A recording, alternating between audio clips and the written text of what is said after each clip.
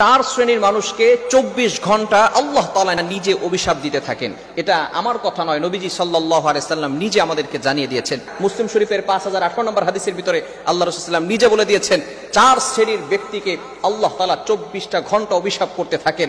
Number 1, এক number হচ্ছে লাআনাল্লাহু মান লাআনা ওয়ালিদা, যেই সন্তান তার পিতা মাতাকে, বাবা মাকে অভিশাপ করতে থাকে যে তুমি আমার বাবা কেন হলে, এই জন্য তোমাকে পেয়ে আমি অশান্তিতে আছি, তুমি যদি আমার বাবা না হতে তাহলে ভালোই হতো।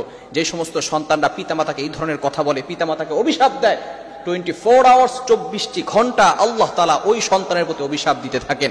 নবীজি সাল্লাল্লাহু আলাইহি ওয়াসাল্লাম নিজেই বলে দিয়েছেন, দেখুন আমরা আল্লাহ তাআলাকে স্যাটিসফাই করার জন্য কত কাজ করতে থাকি, আল্লাহ তাআলাকে সন্তুষ্টি করার জন্য 5 ওয়াক্ত সালাত আদায় করি, আল্লাহ তাআলাকে সন্তুষ্ট করার জন্য যাকাত আদায় করি, ডোনেশন করি, মানুষকে অনেক মানব কল্যাণের কাজ করি, কিন্তু দেখা যাচ্ছে কিছু কিছু ভুলের কারণে আল্লাহ তাআলা আমাদের উপর নারাজ হয়ে যাচ্ছেন।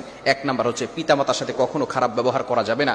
আল্লাহ তাআলার অর্ডার হচ্ছে প্রথমে আল্লাহর ইবাদত করতে হবে, দ্বিতীয় নাম্বার হচ্ছে পিতামাতার সাথে ভালো ব্যবহার করতে হবে, পিতামাতার সাথে কখনো খারাপ ব্যবহার করা যাবে না। আল্লাহ তাআলা নিজে বলে দিয়েছেন, আল্লাহ তাআলা যেহেতু পিতামাতার উসিলায় আমরা দুনিয়াতে এসেছি, এজন্য পিতামাতাকে কখনো অভিশাপ দেওয়া যাবে না। যে ব্যক্তি পিতামাতাকে অভিশাপ দিবে আল্লাহ তাআলা তাকে অভিশাপ করতে থাকবেন 24 আওয়ার্স 24টি ঘন্টা।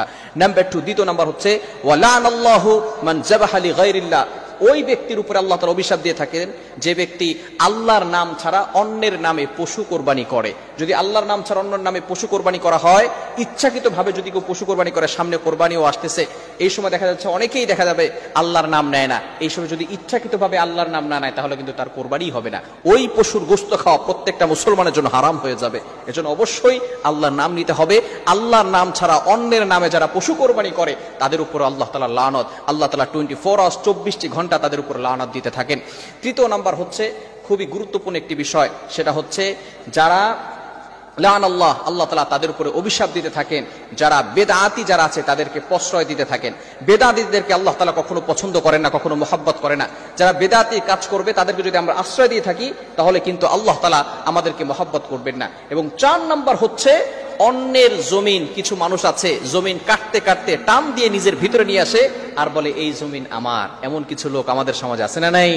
কিছু মানুষ আছে দেখবেন জুলুম করে, অত্যাচার করে মানুষের কাছ থেকে টাকা পয়সা নিয়ে আসে, জমিন টান দিয়ে নিয়ে আসে, আবার বলে এই জমিন আমার। আপনার জমিন পারলে আপনি একটু কাঁপায় দেখান না, জমিন কাঁপাতে পারবেন? এজন্য আল্লাহ তাআলা মাঝে মধ্যে ভূমিকম্প দিয়ে জমিন কাঁপান।